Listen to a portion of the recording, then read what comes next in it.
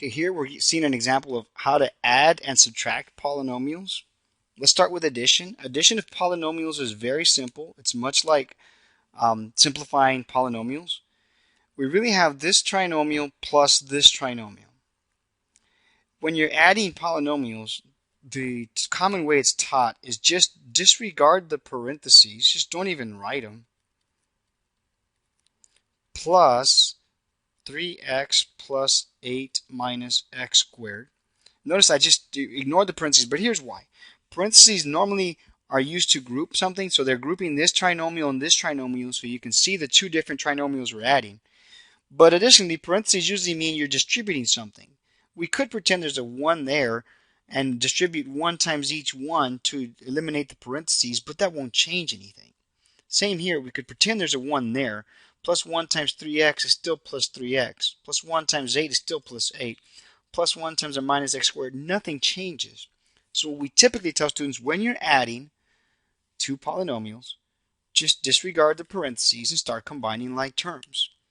So I can combine this term with this term. Negative 3x squared, there's an imaginary 1 there. Negative 3x squared minus x squared. Signs are the same, so we add them and we keep the signs. Negative 3 taken 1 is negative 4. Remember that anytime you combine like terms, signs are the same, add them, keep the signs. We're now going to combine our x terms together. Once again, our signs are the same. Plus 1x plus 3x, that gives us plus 4x. And we're finally going to combine our two constant terms. Notice our signs are different. Minus 4 plus 8. When the signs are different, you will subtract and keep the larger sign.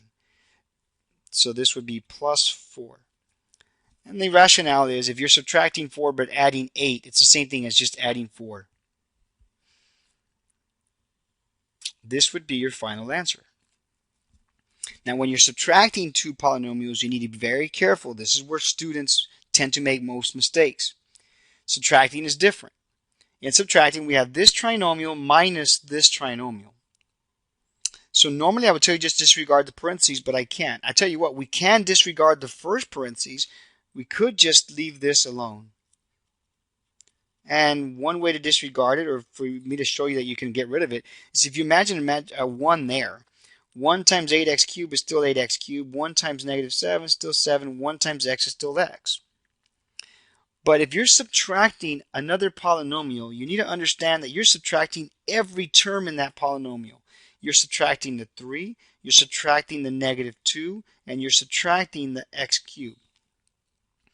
So in this case, it's going to be minus the 3, so I have to write minus 3, minus negative 2x squared, which becomes plus 2x squared, minus the negative, minus the positive x cubed would be minus x cubed. You'll notice that every sign here has changed. That was a plus 3, now it's a minus 3. That's always going to happen when you subtract, so keep that in mind. Some students like to pretend there's an imaginary 1 there. If you like that, that's good. And multiply.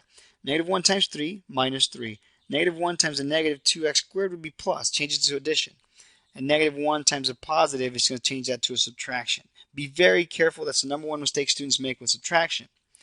After that, it becomes a combined like terms again.